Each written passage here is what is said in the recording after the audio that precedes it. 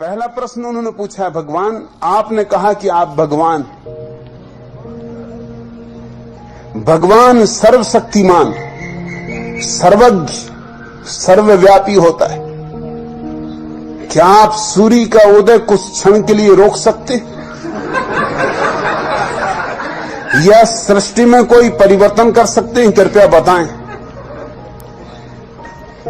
दूसरे प्रश्न में उन्होंने पूछा है कि भगवान कभी मरा नहीं, मर नहीं सकता, मरना असंभव।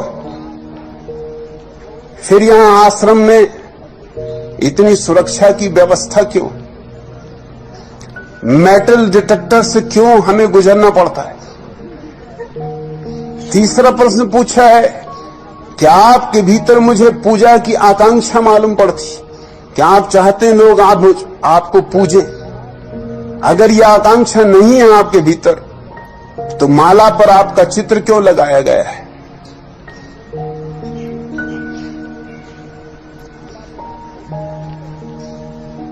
हंसराज विश्नोई ने जो भी पूछा है, इसमें एक भी प्रश्न सार्थक नहीं, मगर बंधी हुई धारणाएं हैं भीतर।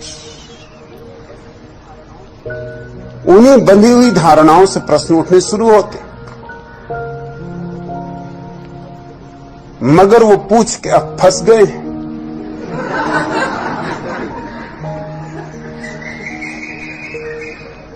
अब भाग ना सकेंगे।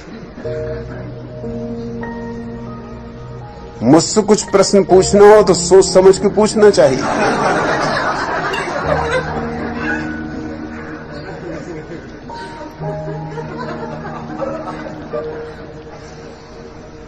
हंसराज विश्नोई, तुम्हें कैसे पता चला कि भगवान सर्वशक्तिमान है, सर्वज्ञ, सर्वव्यापी? कहीं मुलाकात हुई?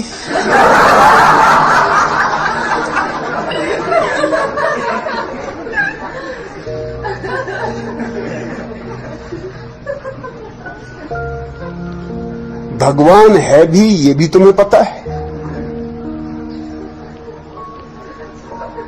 कोई प्रमाण है तुम्हारे पास भगवान के होने का? आज तक कोई प्रमाण नहीं दे सका है,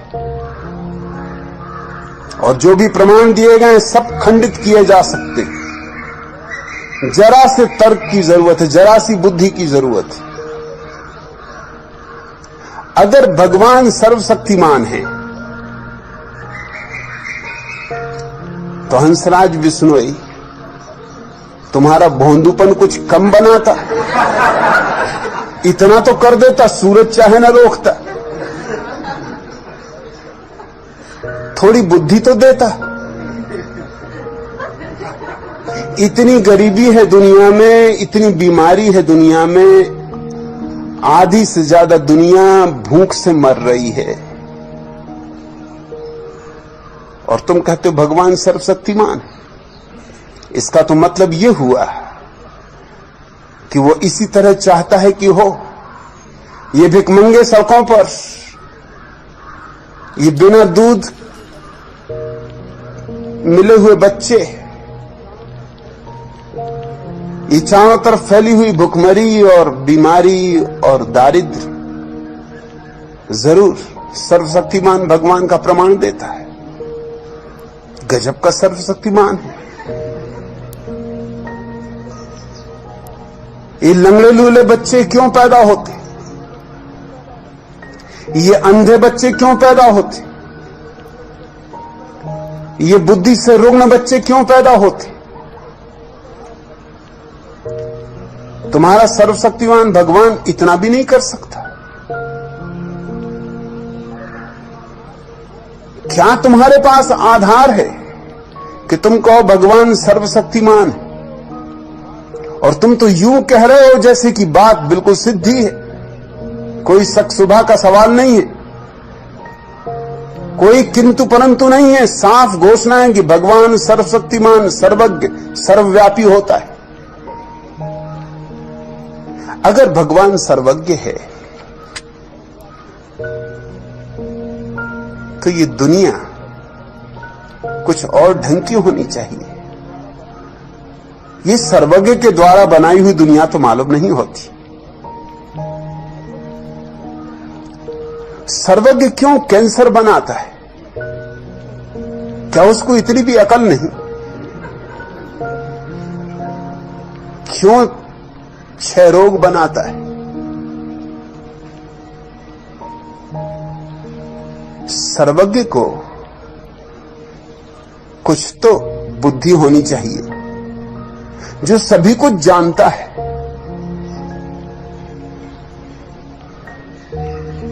जिससे कुछ भी छिपा नहीं। फिर ये सारा नरक जो तुम अपने चारों तरफ पा रहे हो, ये किसकी करतूत है? और तुम कहते हो भगवान सर्वव्यापी। हंसराज विश्नोई आए हैं हरियाणा से, मंडी डब्बाली हरियाणा।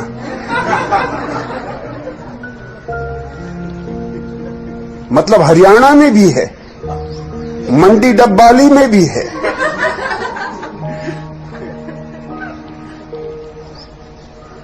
तो फिर यहां किस लिए आए हो?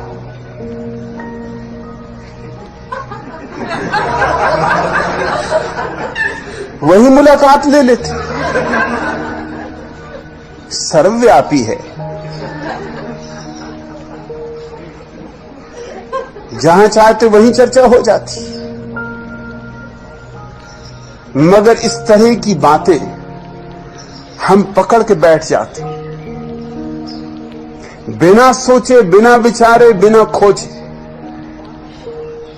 और फिर इस तरह की बातों को हम दूसरों पर आरोपित करने लगते। मैं तुमसे स्पष्ट कहना चाहता हूं कि मैं कोई सर्वशक्तिमान नहीं। तुम तो कह रहे हो कि आप सूरज को कुछ क्षण के लिए रोक सकते हैं, मैं इस बिजली के पंखे को भी नहीं रोक सकता।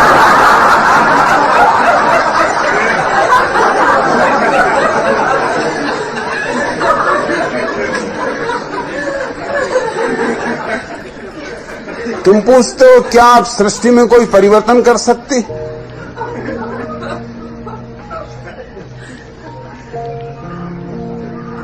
क्या परिवर्तन करवाने का इरादा है?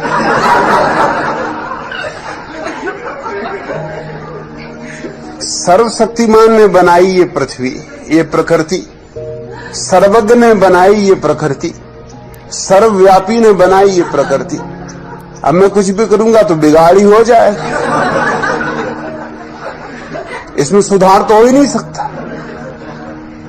अब सर्वज्ञ से और ज्यादा सर्वज्ञ तो कोई कैसे होगा?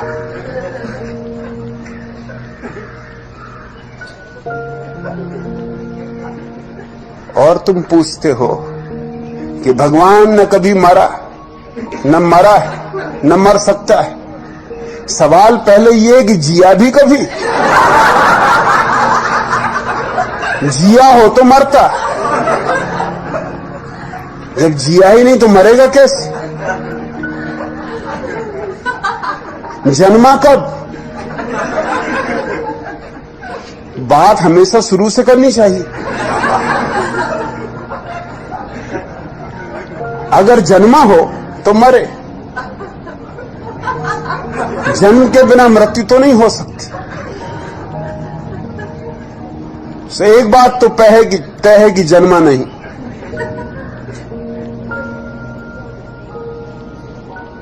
जिया नहीं, मरेगा क्या खाक? मरना भी चाहे तो नहीं मर सकता। मरने के लिए होना चाहिए।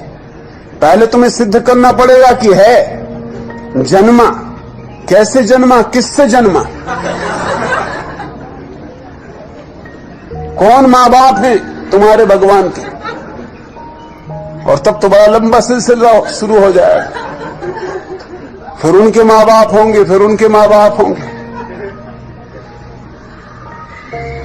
मगर इस तरह की मूढ़तापूर्ण बातों को लोग समझते हैं धार्मिक विचार।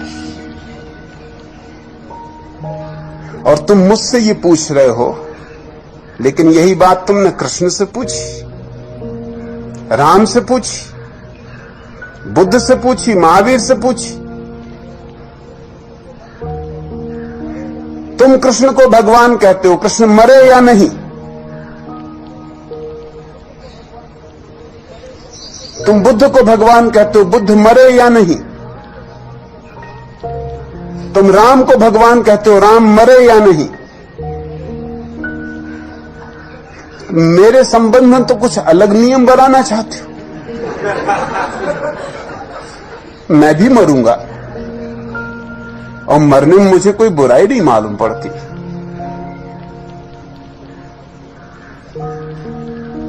मरने का भी मजा लेना होगा।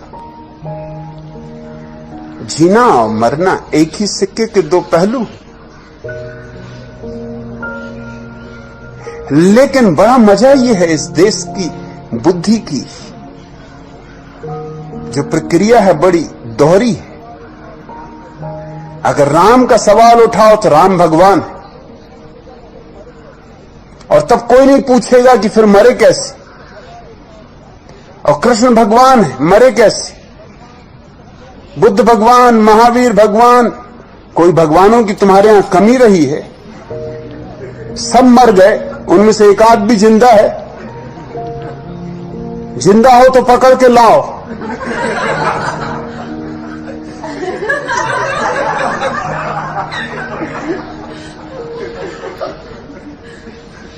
और तुम पूछते हो कि यहां सुरक्षा का इतना इंतजाम क्यों? सुरक्षा का इंतजाम कोई मेरी मृत्यु को नहीं रोक सकता है। मेरी मृत्यु तो होगी, सुरक्षा का इंतजाम भी रहेगा और मृत्यु होगी। सुरक्षा का इंतजाम किसी और कारण से,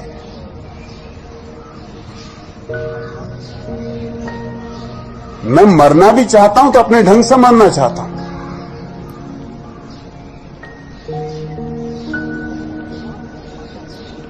किसी बेवकूफ के हाथ से नहीं मरना चाहता।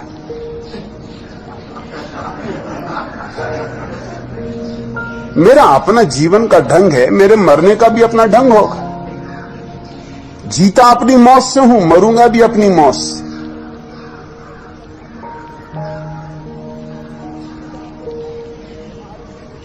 कृष्ण की मृत्यु ही एक आदमी के पैर में तीर मार देने से। कृष्ण सोए थे, वृक्ष के नीचे विश्राम कर रहे थे, और एक शिकारी ने भूल से उनको तीर मार दिया। इस तरह मृत्यु हुई। बुद्ध की मृत्यु हुई विषाक्त भोजन से। एक आदमी ने भोजन खिलाया और भोजन विषाक्त था। महावीर की मृत्यु हुई पेचिश की बीमारी से। होनी ही चाहिए, ज्यादा उपवास जो करेगा उसका ये परिणाम होने वाला, पेट खराब होगा।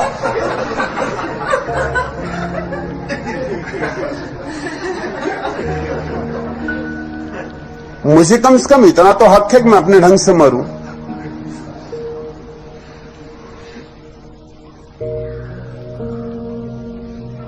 और तुम पूछते हो कि ये सुरक्षा, अगर आप भगवान हैं, सुरक्षा की क्या जरूरत? तो रामचंद्र जी धनुष्वाण लिए चलते हैं।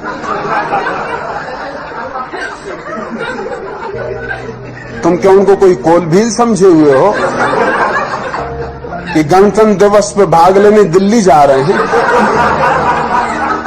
कि वहां जुलूस निकलेगा?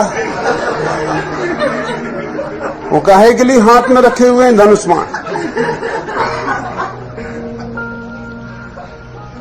मच्छर वगैरह को भगाने के लिए, खटमलों को मारने के लिए। तुम जो प्रश्न मुझसे पूछते हो पहले अपने भगवानों से पूछ लिया करो।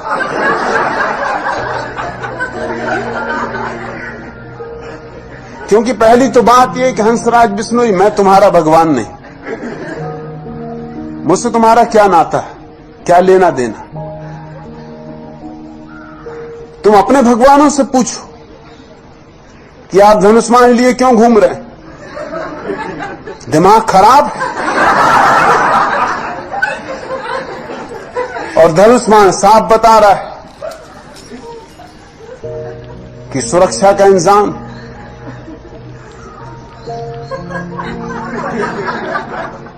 और कृष्ण ने जब चक्र घुमाया तो वह क्या था? सुरक्षा इंतजाम नहीं था तो और क्या था?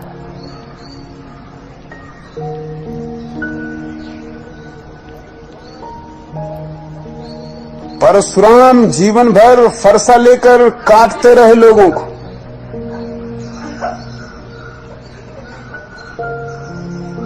और फिर भी तुम उनको भगवान माने चले जाते। ना तो मैं कोई धनुष्मान लिए हुए हूं, न कोई फरसा लिए हुए हूं।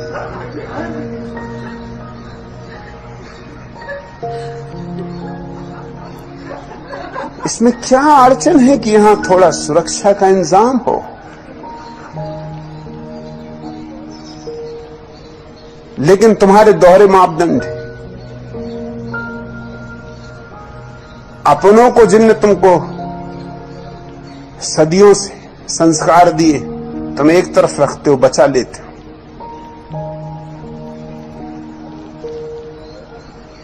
मुझ पे तुम्हारे प्रश्न उठते। मुझे कोई अड़चन नहीं है सुरक्षा के इंतजाम से, क्योंकि मैं नहीं मानता कि कोई इस तरह का भगवान है जिस तरह तुम्हारी धारणा है। भगवत्ता है, भगवान कोई भी नहीं। भगवत्ता एक अनुभूति है, और ये मैं जानता हूं कि आत्मा नहीं मरती, मगर ये जो सुरक्षा के लिए आयोजन है ये कोई आत्मा को बचाने के लिए आयोजन है भी नहीं। लेकिन शरीर तो मरता है, शरीर जन्मता है और शरीर मरता है। और कोई भी विचारशील व्यक्ति अपने शरीर का उतना उपयोग करना चाहेगा जितना कर सकता है।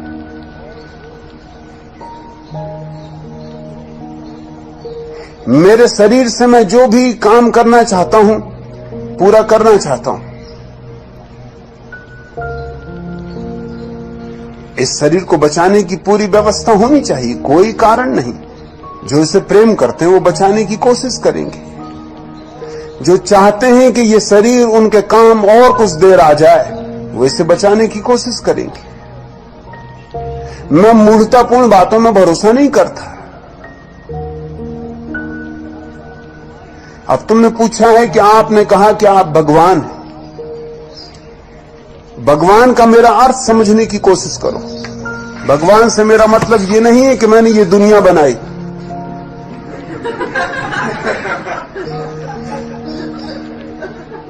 इस तरह की मूर्खतापूर्ण दुनिया में बना नहीं सकता।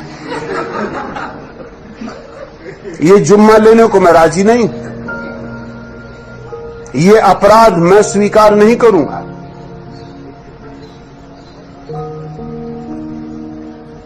और मजा ये है कि तुम मुझसे पूछते हो, तुमने कृष्ण से नहीं पूछा, राम से नहीं पूछा। ये राम ने दुनिया बनाई, सूरज को रोक सकते थे और इनकी औरत को रावण भगा ले गए। गजब के सर्वशक्तिमान, बड़े सर्वज्ञ, बड़े सर्वव्यापी, अपनी औरत को भी न बचा सके और क्या खाक बचाएंगे।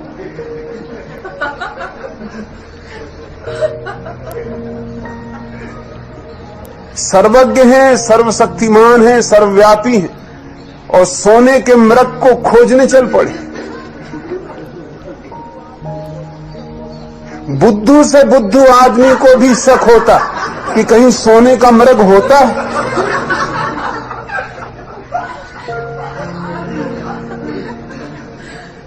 मगर तुम ये प्रश्न उनसे नहीं पूछोगे, क्योंकि उनको तुम मान के ही बैठे हुए हो, पूछने का सवाल ही नहीं उठता है। और फिर सीता को लाया गया लंका से छीनकर, तो उसकी अग्नि परीक्षा ली गई। और ये सर्वज्ञ,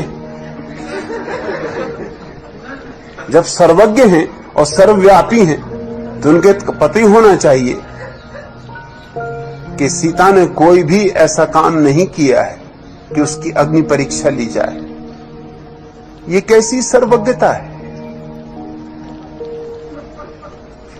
इनको ये भी पता नहीं, इनको शक है कि कहीं सीता भ्रष्ट न हो गई। ये पुराना दकियानुसी पति का दिमाग कहीं कहीं सीता का सतीत्व नष्ट न हो गया हो। सीता कहीं ज्यादा समझदार महिला मालूम पड़ती है।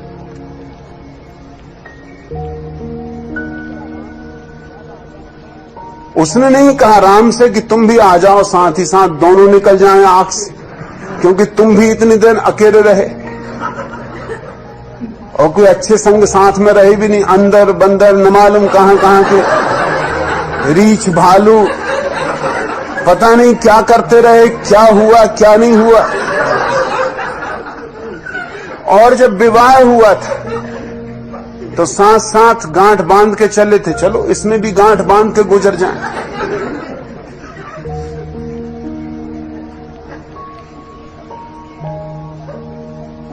ये सर्वज्ञ है।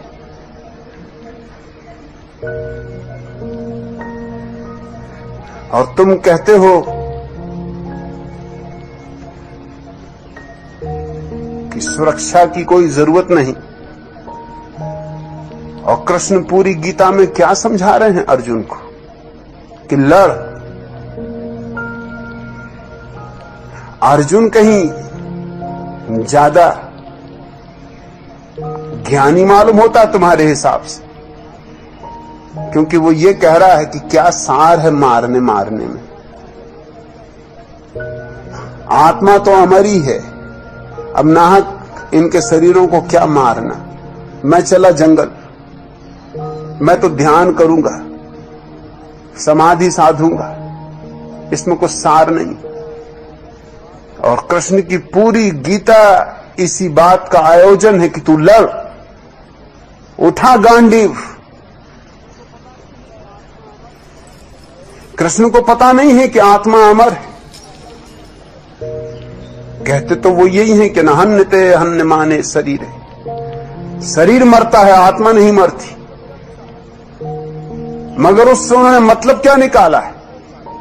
उससे मतलब उन्होंने बहुत चालबाजी का निकाला है। चालबाजी का मतलब यह निकाला है कि मार, बेफिक्री से मार इनके शरीरों, क्योंकि आत्मा तो मरती ही नहीं, इसलिए कोई हानि होनी नहीं है, हिंसा कुछ होनी नहीं। कृष्ण ने जितनी हिंसा का प्रतिपादन किया दुनिया में किसी ने भी नहीं किया। अडोल्फ हिटलर, चंगेज खान, तैमूर लंग, नादिर शाह सब फीके पड़ जाते, क्योंकि भला इन्होंने हिंसा की हो, लेकिन हिंसा का समर्थन इनके भीतर नहीं। जानते तो ये हैं कि ये गलत कर रहे हैं। कृष्ण ने हिंसा करवाई और उसको एक दार्शनिक पूरा का पूरा आडंबर दिया। समझाया अर्जुन को यह कि मार बेफिक्री से, क्योंकि आत्मा मरती ही नहीं, मारने में हर्ज क्या है? ये तो मिट्टी के घड़े हैं, फोड़ दे, आत्मा दूसरे घरों में प्रवेश कर जाएगी।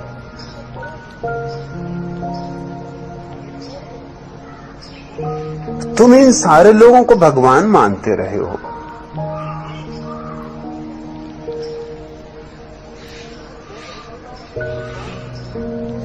और मैं जब कहता हूं कि मैं भगवान हूं तो तुम्हें अड़चन खड़ी होती,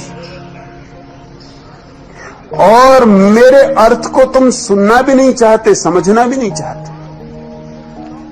जब मैं कहता हूं मैं भगवान हूं तो मैं ये कह रहा हूं कि तुम भी भगवान हो। भगवत्ता हमारा स्वभाव है। ये और बात है कि कोई पहचान ले या ना पहचाने।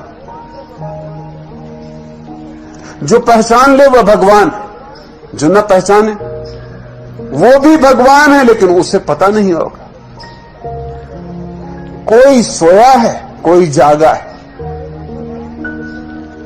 मगर सोने और जागने वाले के भीतर एक ही चेतना का वास है।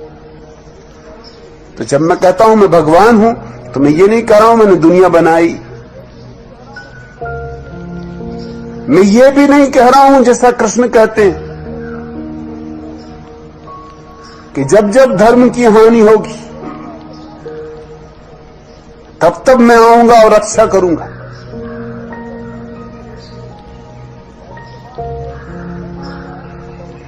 पहली तो बात यह है कि जब वो पहली दफा आए थे तब कौन सी रक्षा कर ली,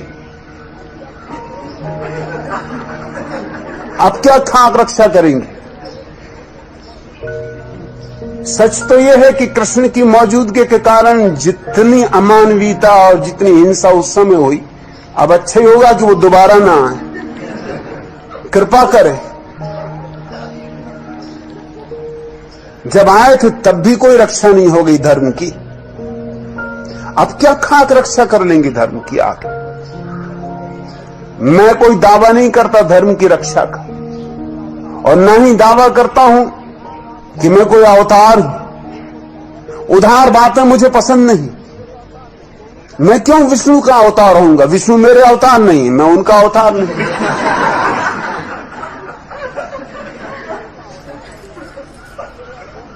मैं किसी का अवतार नहीं हूं, मैं किसी की रक्षा के लिए आया नहीं हूं, मुझे किसी धर्म की रक्षा नहीं करनी है, मुझे तुम्हें किसी पाप से नहीं बचाना है।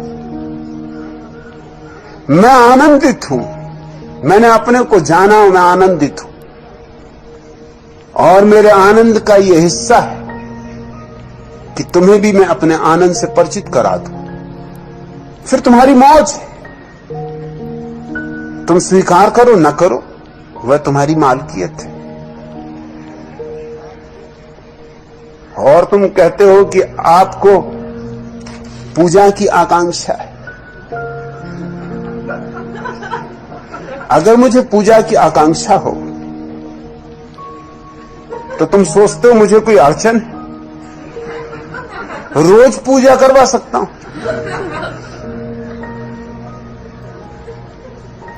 रोज फूल चढ़वा सकता हूं, रोज आरती उतरवा सकता हूं, इसमें अड़चन क्या है? पत्थरों की आरती उतर रही है तो जिंदा आदमी में क्या अड़चन है आरती उतरवाने की?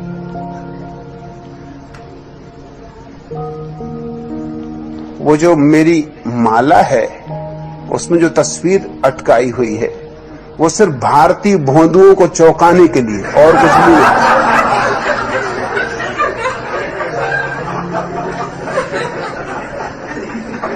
एक मजाक है और कुछ भी नहीं। लेकिन मजाक को समझने के लिए भी थोड़ी बुद्धि चाहिए।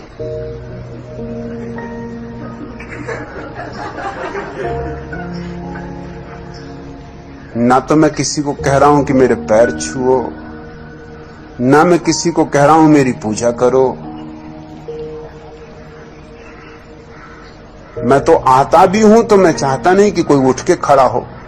शायद ये भारत में होने वाली पहली धर्म सभा होगी जहां आने पर गुरु के शिष्य बैठे रहते। तुमने कहीं कोई सभा देखी जहां गुरु आए और शिष्य बैठे रहे?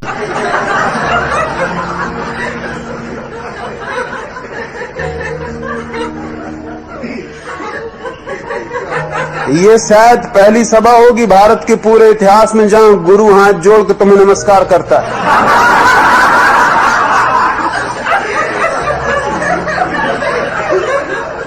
क्या पूजा, किसकी पूजा? मगर बंधी हुई धारणाएं लेके आओगे तो अड़चन होती, और बंधी हुई धारणाएं लेके आ जाते हो तो वंचित रह जाओगे उससे जो यहां घट रहा है। यहां बहुत कुछ घट रहा है।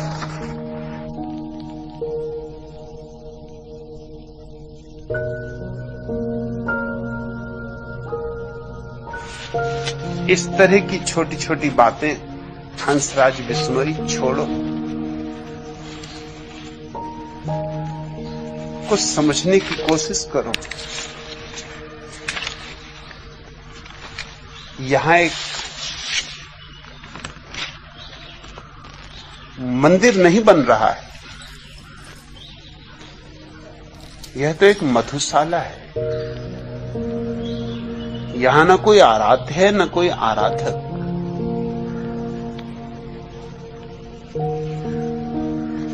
ऋतुओं के आंगन में फिर शायद न लौटे। आओ आओ प्राणों से यह पाहुन क्षण जी लें। क्या भरोसा कल हो न हो। ऋतुओं के आंगन में फिर शायद न लौटे।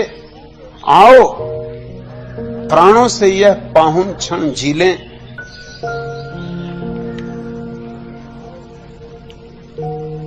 कल को झर जाने दें झरते पत्तों के संग। कल को झर जाने दें झरते पत्तों के संग। वासंती धूप अंजुरी भर भर। वासंती धूप अंजुरी भर भर कर पी लें। छाल पत्र छोड़ खुली नभ में चंपई बाहें। हम भी अंतस की एक सख्त परत छीलें। शब्द शर्कला घुलने दें पल के प्याले में। धीरे धीरे चुप्पी रस की चुस्की लें। शब्द शर्करा घुलने दें पल के प्याले में। धीरे धीरे चुप्पी रस की चुस्की लें। लो ऊपर उठ मंडराएं कुछ भूरे पतझरी पात। नीम से उतरी कुछ चकराती पीली चीलें। दहरी से तके पीपल को रोज फागुनी किशोरी। आंखों को चुभ चुभ जाएं कुछ नर्म कौपल कीलें। वर्जित खत बांच लिया छुपकर कुंवारी कलियों ने। टूटी जब बर्जन की सब सर्द मोहर सीलें। फागुनी